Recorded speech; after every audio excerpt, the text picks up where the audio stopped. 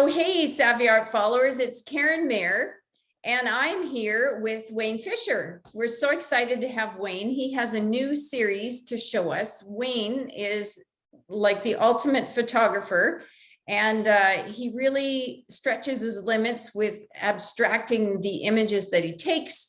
And typically, if you've seen his profile on our website, he has done a lot of architectural pieces, but he changes and morphs those into shapes, those architectural images. Anyway, I'm going to turn it over to Wayne, and he is going to share his inspiration for his new series and also give us some scoops on the flexibility of what this allows. So I'm really excited, and we're going to share a screen too. Okay, Wayne? Thank you, Karen. Thank you so much for having me, and I appreciate you doing this. I'm very excited to share my new work with you.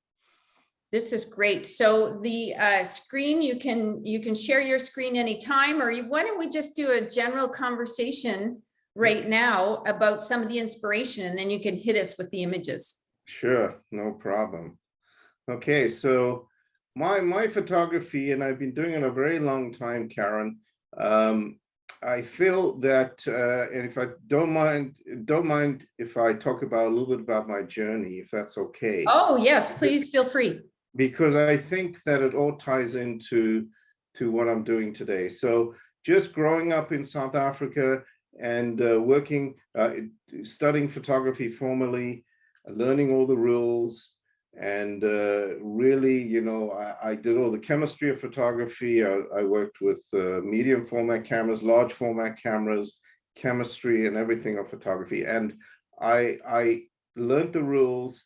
And I feel like my photography now kind of breaks the rules. And can I just say as well, living in a British school system, in a military, I was in the Air Force for 2 years. So I was very regimented in my upbringing. So coming to Canada, which is a free society, I felt it was time to kind of break the rules. Learning the rules before we break the rules. Yeah, I get that. Right, and so that's a little bit of what you see in my photography, and it's pretty well received. I mean, not all, you know, camera clubs like everything vertical, everything has to be precise, and that, but it's very well received with my presentations to them as well. So very excited of my direction that I'm taking with my newest work, and if you don't mind, I could share my screen. Yes, and so excited to see it. Okay, you seeing it? Yes, looks good. Perfect. I've started to do some smoke photography. This is purely from incense sticks. Incense sticks, one stick, multiple sticks. I've taken various frames and done a montage. Oh, I love it. Right. So this is just, I called the series. This one is called Burning Desire. Okay. And I think it has definitely got a little bit of a sexy appeal to it as well. Absolutely. Look at the funnel on the far left. Right. And if you think of incense and smoke that comes from it, it's such a tiny trail. Right. But if you learn to kind of move your hand in certain directions, you can create the disturbance in the smoke. To create, and the movement of it, right? You've exactly captured it to be able to, it's like ribbons of it, you know, that 1 second from the right. That's yes, lovely. And then it refracted the light. Wow. I know. So I'm very excited about this. Here's another one in the series called Mother of Pearl. So if you see the image, the one on the left side, the object on the left side, it's one little part of the flame, or the smoke, should I say, that just created this mother of pearl type of look to it. That is beautiful. And what I also love about that, and we can talk about this later, Wayne, is being photography, you have enormous flexibility and how it's reproduced. Correct. I really see this, Karen, I really see this as, and I'll talk a little bit about customizing as well. Okay. In a large format, in a Chroma-Lux HD metal type of print. Right. Where you can really get those vibrant colors. They really go Absolutely. into, with the metal print, it infuses onto the metal, and you're really going to get the vibrancy in the print. Right. Plus, Absolutely. Karen, what's exciting is that if somebody has the decor of a lavender couch or something like that, I can customize this to their decor. So I That's can add fabulous. right, I can add a little bit of that color palette to it. Nice. You know, it would also look tremendous on metallic paper and then mounted behind acrylic. That would be beautiful as well. Yes. Wow. Beautiful. I think it has to be kind of frameless. I think. Yes, it needs to have the light play with it. Yes. Absolutely. Okay. Then here's another one in the series. This is called Desire, montage of various elements. Beautiful. You've made a bouquet of them. It's a bouquet. So that's another idea I have, where I think I'm going to expand on it and create almost so the bouquet of flowers in various colors. Love it. I photographed the vase or the vase, where you call it in North America. All of the above. The vase. Yes. What do we call those? I think I say vase. I say vase. Yeah. Right. The bottom part of it, Karen, I actually gave it a little bit of a lavender feel to it, because I didn't want it to be the same coloring as the top. And I've created that line of a table, just so that it's not floating in space. So Wayne, I have to say, as I'm looking at these things, that your training from your past in terms of your education with photography and all of that, you have, nailed down composition. You know what I mean? Like all of this wouldn't look nearly so intriguing and drawing you in if the composition wasn't as good as it is. Thank you. Right, because centering that, look, I wanted to create a balance with the flowers, but moving it slightly to the left, just slightly off center. Yep. And the table, which fades, creating that shadow and highlight. Exactly. Right. Just So makes it more exciting to look at. Right. In that vase with the smoke in it kind of looks almost like the world, from the globe, from a distance. Now that within that, obviously the vase is glass, and I've now taken another image of smoke, infused it into the glass. So then looking on like something to me, and then some of these shapes, I mean, I'm seeing a diver, I'm seeing a lady. Yes. Diving, and that's just the smoke, right? It's fabulous. But the only manipulation on that is a little bit of the hair, which I just created. I took another smoke image and put a little more into the hair. Oh, I love that you've called it graceful. That's perfect. It's just a hint of what you were thinking it was. And people love to be guided a little bit, but they also like to use their imagination. So tremendous. And you were able to achieve some depth. It almost reminds me of those pieces that are X-rays. Well, there we go. It's yes, a lot of the images I've got, maybe not this one, but they do look like bones, and they look like X-rays. Oh my gosh, I'm so excited about these. I mean, Karen, I think, and they shot at a very low ISO. Okay. They shot at 64 to 100. So the grain and the pixelization, it's very little. So it makes the latitude really that much more. That's fabulous, because these kind of images, they just get more exciting the bigger they are. Certainly, a set of 4 or something on your wall is attractive, but to have one that you're so passionate about over your credenza in your dining room or over your sofa, that's a showstopper. That's over your fireplace. Yeah, exactly, over the fireplace. This one I called In the Wind. Love it. And exactly, but it could also be right above the fireplace. You can put a little more orange into whatever, and you definitely got an extension of your fireplace. These images are about 5 takes, 5 different settings, where I was not trying a diffuser. These essential oil diffusers. Okay, You yep. can use that, but that's water vapor. The quality of the vapor is not good enough. So that's when I switched it to smoke. I do love, there was one, I don't know if you've seen the art spa side of Savvy Art. I can tell you about that some other time. We just teach about creativity and for stress relief and all that good stuff. Anyway, one of the videos I did for that was helping people look closely at things like smoke and steam. The topic was steam, and I was trying to film the steam. That was really hard to do.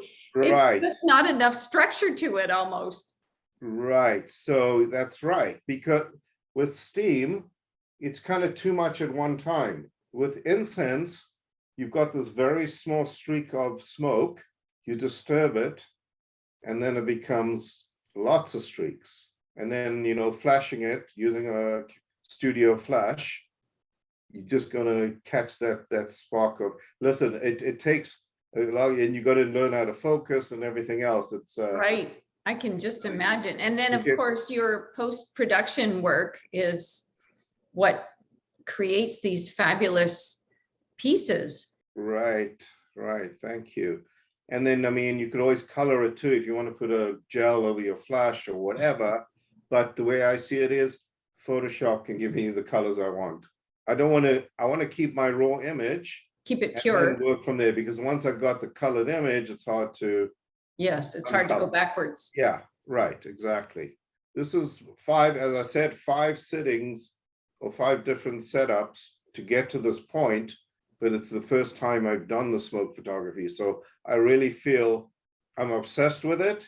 And there's lots of room to grow, right? You're going to be discovering.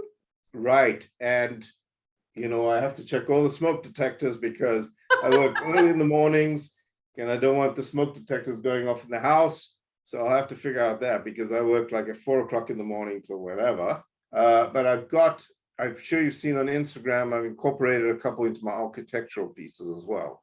I did the Radio City Music Hall.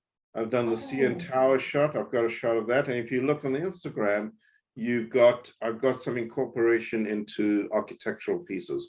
I So do love your Radio City Music Hall. That is fantastic. I love that one. So that I called Curtain Call. So it's expandable to my architectural pieces. I have an idea, maybe I'll make it into an architectural city using smoke as well. Yes, and you have an in situ where it's really large. Right. I love it. Right. Well, this is really exciting, Wayne. I love when artists try new things. Well, I really feel we have to evolve, and once we stop swimming, the oxygen just stops flowing. So that's the way I see it. I've got to evolve as an artist. And you get to a point where you say, oh, this is something I really need to keep working on.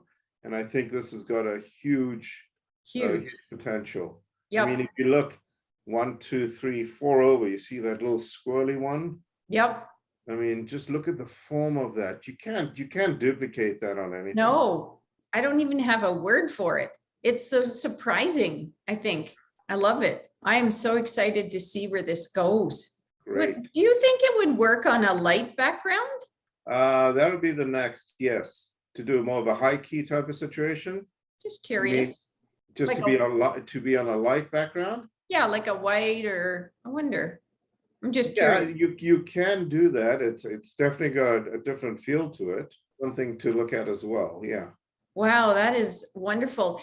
And Wayne, tell me, you've probably been thinking about this for some time before you even started. Do you think it was the pandemic that pushed you in this direction, or what do you think was your desire to make a change?